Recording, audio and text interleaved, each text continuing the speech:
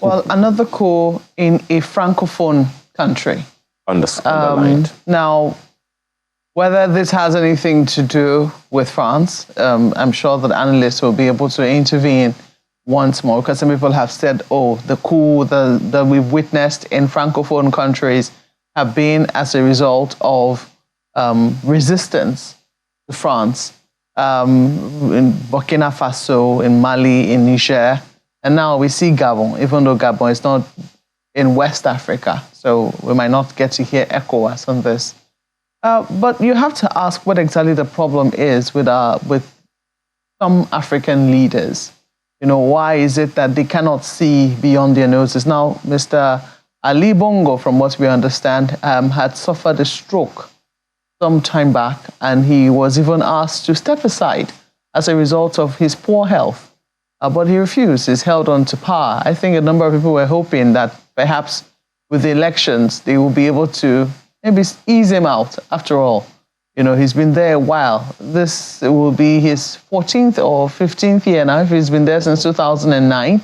I mean, you've held on to power for a pretty considerable time, unless, of course, he was trying to beat his father's record. But it looks like the military people are not having it. The question now is, what exactly is going to be their game plan? Because oftentimes, too, you know, the people do not trust the military to hold on to power. The experience of, you know, Africans has been that when, you know, they remove a civilian government from power, it does take a while. In fact, sometimes a very long while before they too are forced out, you know, or, you know, made to ensure that there is some return to democratic rule. And oftentimes that takes a long time. So while, you know, the people of Gabon might rejoice, and while people will say there is plenty of, you know, justification for what has happened in Gabon, the question I think you need to now be asking the military that has, you know, taken over is, what are you going to do now that you have the power? What are you going to do with it? Is it so that you can give it to the opposition whom you think might have won? Or is it so that you can conduct fresh elections, you know, for the country? Or is it for you to hold on to this power and do with it as you please? These are the key questions, because I'm sure the people of Gabon would really like to determine their own future. Sometimes they big tongue in cheek and say the military too are a part of the people of Gabon. It is not Nigerian military that is there.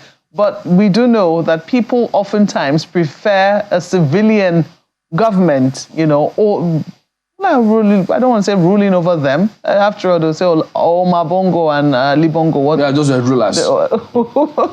They were civilians. 50. Weren't they? But that's not what we're looking for. That's not what we're hoping will happen. If indeed we really want to practice democracy in Africa, then I think that we need to, you know, speak some home truths to ourselves. So whilst this might get a lot of people rejoicing and saying, oh yes, but the people of Gabon deserve so much better, I think they need to start asking very quickly in the day, to what end has this coup been carried out? Is it so that the military can stay in power and perpetuate themselves there? Or is it so that they can quickly, you know, set in motion a constitutional process that gives power ultimately to the people that Gabon would want to lead them?